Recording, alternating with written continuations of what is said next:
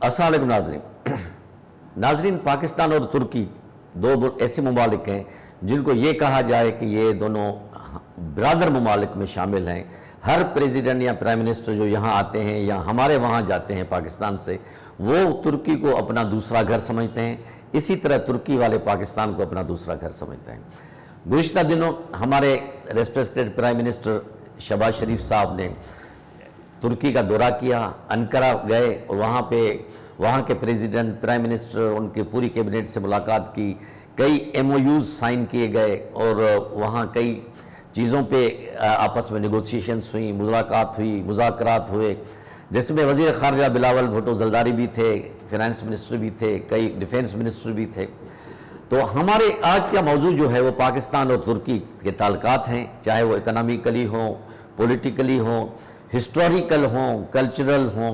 तो उस पर हम बात करेंगे। आज हमारी खुशनसीबी है कि हमारे मुअज़्ज़िज़ मेहमान जो हैं वो भी किसी तारुफ के मोहताज नहीं। उनका बिज़नेस कम्युनिटी में अपना एक नाम है और उन्होंने भी chamber of commerce, Karachi chamber of commerce के प्रेसिडेंट हाल ही में वो रिटायर हुए हैं और उनका वहाँ पे उन्होंने बड़ा अपना लोहा बनवाया है। मेरी मुराद शारिक वोरा साहब से है। वेलकम टू शारिक वोरा साहब, आपको हम वेलकम कहते हैं, आप हमारे प्रोग्राम में तशरीफ़ लाए हैं। वोरा साहब, आप हमारे नाज़रीन को ये बताएं कि ये जो हमारे प्राइम मिनिस्टर नवाज शरीफ साहब का दौरा है इसका तुर्की का, और वहाँ से वो अभी हाल ही में वापस आए हैं, इसको आप किस नज़र से देखते हैं? स्पेशली पॉलिटिकल और इकनॉमिकली आप इस दौरे को किस नज़र से देखते हैं? बहुत शुक्रिया भट्टी साहब, आपने मुझे अपने इस प्रोग्राम में मदऊ किया। पाकिस्तान और दुनिया में दो ऐसे ममालिक हैं जो भी प्राइम मिनिस्टर आता है उनकी कोशिश ये होती है कि सबसे पहले वो हरमैन शरीफैन के दौरे से अपने कैरियर का आगाज़, अपने फ़राइज़ का आगाज़ करें। मियाँ शहबाज शरीफ साहब पहले वहाँ गए थे और अब टर्की गए। डेफिनेटली टर्की जो है वो न सिर्फ ये कि पूरी मुस्लिम वर्ल्ड में बल्कि डेवलप्ड वर्ल्ड में भी एक बहुत बड़ी इकोनॉमिक पावर है और चूँकि उसकी लोकेशन जो है वो एशिया और यूरोप के संगम पर है, तो और प्लस उनकी जो इंडस्ट्री है वो बड़ी मॉडर्न हो गई है। टेक्नोलॉजी उन्होंने हासिल कर ली है, $200 बिलियन से ज़्यादा की उनकी एक्सपोर्ट है। प्लस पाकिस्तान के बारे में वो हमेशा पॉजिटिव है।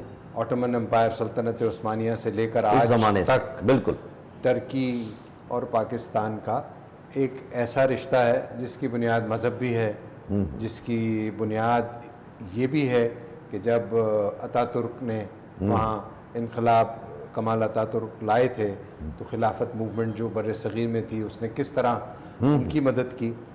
तो हमेशा ये हुआ है कि जो भी गवर्नमेंट पाकिस्तान में आती है वो एक नेचुरल बॉन्डिंग है हमारी टर्की के साथ, बेशक, और उसका फ़ायदा हमेशा पाकिस्तान को हुआ है। टर्की की यहाँ बहुत सारी ऐसी कंपनीज़ हैं जिन्होंने यहाँ अपने प्लांट्स लगाए हैं, फूड इंडस्ट्री में, होम अप्लाइंसेस इंडस्ट्री में और सेरामिक टाइल्स इंडस्ट्री में, और दीगर बहुत सारी इंडस्ट्री ऐसी है जो कि टर्किश इन्वेस्टर पाकिस्तान में आए हुए हैं ऑलरेडी। बिल्कुल, लेकिन जितना पोटेंशियल था टर्की का इन्वेस्टमेंट का वो शायद अभी तक हासिल नहीं हुआ। मैं ये समझता हूँ कि मियाँ शहबाज शरीफ साहब के दौरे से इस पोटेंशियल को हासिल करने में बड़ी मदद मिलेगी। आपने माशाल्लाह ब्रीफली दरिया को कूज़े में बंद कर दिया और माशाल्लाह इसमें कोई शक नहीं कि दोनों ममालिक जो हैं अपने बरादराना ताल्लुकात हैं, चाहे कोई भी गवर्नमेंट हो, कुछ भी हो। लेकिन ये जो इस दफ़ा जो ये दौरा हुआ है इसमें 7 MOUs साइन किए गए हैं, जिसमें वो कहा गया है कि उसमें पॉलिटिकल डिफेंस के हवाले से भी हैं, कल्चरल के हवाले से भी हैं और अपने इकोनॉमिक हवाले से भी हैं। और सितंबर में रजब तय्यब एर्दोगान हमारे जो प्रेसिडेंट हैं तुर्की के, उनको इनवाइट किया गया है कि वो पाकिस्तान का दौरा करेंगे। तो आप तुर्की की पॉलिटिकल और स्ट्रेटेजिक जोग्राफी की पोजीशन को मद्देनज़र रखते हो और पाकिस्तान की पोजीशन को, क्योंकि तुर्की के प्रेसिडेंट ने बिल्कुल खुल के कश्मीर के मसले पे पाकिस्तान के का जो है वो साथ दिया है, इसी तरह पाकिस्तान भी वहाँ उनके जितने भी मसाइल हैं उन पे खुल के इजहार किया है। तो इस सूरत हाल को जहन में रखते हुए तुर्की के प्रेसिडेंट के दौरे को आप कैसे देखते हैं? बहुत खुशाइन दौरा होगा, और जब भी एर्दोगान आए पाकिस्तान में, इससे पहले भी वो आ चुके हैं, اب بھی وہ آئیں گے تو پاکستان کی اور ٹرکی کی جو فرینڈشپ کا بانڈ ہے وہ اور سیمنٹ ہو جائے گا اور مضبوط ہو جائے گا. اور اس دفعہ جب وہ آئیں گے تو میں سمجھتا ہوں کہ ان کا دورہ جو ہے وہ بہت اہمیت کا اس لیے حامل ہوگا کہ پاکستان اس وقت ایک اکنامک چیلنج سے گزر رہا ہے. صرف پاکستان نہیں گزر رہا بلکہ پوری دنیا میں چونکہ انفلیشن، کموڈٹی کی ہائی پرائسز، آئل کی پرائسز، اس کی وجہ سے جو انفلیشنری قوتیں ہیں وہ اس نے پوری دنیا کی اکانومیز کو ہلا کر رکھ دیا ہے. تو پاکستان بھی اس سے مستثنیٰ نہیں ہے. بے شک. اس وقت ٹرکی کی اور ٹرکی بھی انہی حالات سے گزرا ہے اور گزر رہا ہے. آج ٹرکی میں بھی جو اکنامک کنڈیشن ہے وہ کوئی بہت اچھی نہیں ہے، لیکن چونکہ ان کی اکانومی بہت بڑی ہے، بڑی وائبرنٹ ہے اور ان کی ایکسپورٹس بہت بڑی ہیں، ان کے پاس ٹیکنالوجی ہے، تو پاکستان کے لیے ٹرکش پریزیڈنٹ کا جو دورہ ہوگا وہ ایک مزید گائیڈ لائنز ملیں گی، مزید اہم مشورے ملیں گے، اور دنیا کو بھی ایک پیغام جائے گا کہ پاکستان اور ٹرکی جو ہیں وہ ایک ایسے وقت میں جب پوری دنیا میں اکنامک چیلنجز ہیں وہ ایک دوسرے کا ساتھ دے رہے ہیں، تو اس کی اہمیت جو ہے وہ ڈیفینیٹلی بہت بڑھ جائے گی. اچھا وارا صاحب، ہم دوبارہ آتے ہیں پرائم منسٹر شہباز شریف کے دورے پہ، تو وہاں آپ سمجھتے ہیں کہ اس دورے کے جو اسباب ہوں گے یا نتائج ہوں گے تو وہ اس کا پولیٹیکل اسٹرینتھ کے ساتھ ساتھ اکنامیکلی بھی پاکستان کو ایک یا دونوں ملکوں کو بوسٹ اپ ملے گا؟ ڈیفینیٹلی پاکستان کو تو ملے گا، اور وجہ اس کی یہ ہے کہ جو پاکستان اور ٹرکی کے جو ریلیشن شپ ہے، اور ابھی جتنے جو آپ نے ذکر کیا ہے مویوز یا ٹریڈ ایگریمنٹس جو سائن ہوں گے، تو اب دنیا میں جو ریجنل ٹریڈ ہے وہ بڑھ رہی ہے. اور پاکستان اور ٹرکی نے پچھلے 1-2 سال میں جو ایک آپ کو شاید معلوم ہے کہ ریلوے کے تھرو جو ہمارا ایک ٹریڈ کوریڈور کھلا ہے، اس سے پاکستان اور ٹرکی کی ٹریڈ اور بڑھ سکتی ہے. اس کو اگر ہم کنسالیڈیٹ کر لیں تو پاکستان میں جو مزید ایکسپورٹس ہیں ٹو ٹرکی وہ بڑھ سکتی ہیں، اور ٹرکی سے جو ہم ٹیکنالوجی لے سکتے ہیں ہائی اینڈ مشینری کی شکل میں، وہ بھی ہم کو بہت فائدہ مند ہے، کیونکہ یورپ کی مشینری بہت مہنگی ہے. یورپ کے مقابلے میں ٹرکی کے پاس ٹیکنالوجی وہی ہے لیکن ان کی پرائسز بہت بہتر ہیں. بہت سارے ایسے ایریاز ہیں جہاں پر پاکستانی انڈسٹری نے ابھی ٹرکی کے ان مشینری سپلائرز کے پوٹینشیل کو ایکسپلور نہیں کیا. تو I think once they do it تو پاکستان کے لیے یہ بہت بڑا فائدہ ہوگا. اور پھر پرائم منسٹر کے دورے سے، پھر اردوغان صاحب کے دورے سے ان کے ساتھ ڈیلیگیشنز آتے ہیں، شہباز شریف کے ساتھ ڈیلیگیشنز گئے تھے، بالکل، تو ایک کنٹینیوٹی آئے گی. جو شہباز شریف صاحب کا یہ دورہ ہوا اور اس کے بعد جب اردوغان آئیں گے تو وہ کنٹینیوٹی جو ہے بزنس کمیونٹی کا جو ریلیشن شپ ہے اس میں ایک تسلسل پیدا ہو. اچھا ورا صاحب، ماشاءاللہ ہم آتے ہیں اپنے ملک کی اکنامی پہ، اور آپ کو بتایا کہ پورے دنیا کی طرح پاکستان بھی جو ہے کووڈ سے کافی متاثر ہوا. کئی ہمارے پروجیکٹس آدھا میں رہ گئے اور کافی مہنگائی بڑھی، ورلڈ میں بڑھی، تیل بڑھا، سب کچھ بڑھا. تو اس کا اثر ترکی پہ بھی پڑا، پاکستان میں بھی پڑا. اس وجہ سے حال ہی میں پاکستانی کے IMF سے مذاکرات ہو رہے ہیں، اور اس میں یہی شرط سب سے اہم ہے کہ جی آپ جو سبسڈی خاص کر کے تیل کو دے رہے ہیں وہ ختم کریں. According to this finance minister Miftah صاحب کہ پریویس گورنمنٹ نے کچھ معاہدے کیے تھے.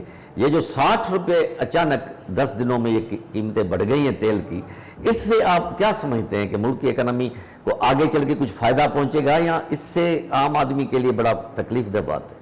اس کا پس منظر میں تھوڑا آپ کو بیان کر دیں. دیکھیں، ویسے تو بالکل 60 روپے جو ہے وہ چند روز میں بڑھے، 30 روپے 2 دفعہ، لیکن یہ وہ 60 روپے کا انکریمنٹ ہے جو 2 مہینے میں ہونا چاہیے تھا.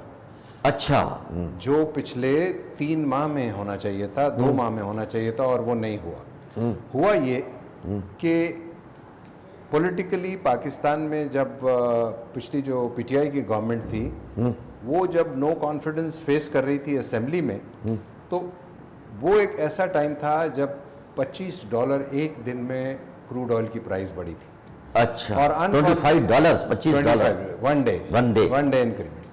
اور اسی دن वज़ीर आज़म जो थे इमरान खान साहब, उन्होंने 10 रुपए सब्सिडी का ऐलान कर दिया था। बेसिकली वो मुआशी फैसला नहीं था, वो सियासी फैसला। सियासी फैसला उनको शायद ये नजर लग रहा था कि अब चूंकि नो कॉन्फिडेंस मोशन जो है वो पास होने वाली पास है। हो जाएगा, सक्सेसफुल हो जाएगा, तो आने वाली गवर्नमेंट के लिए थोड़ा हम चैलेंज क्रिएट कर दें।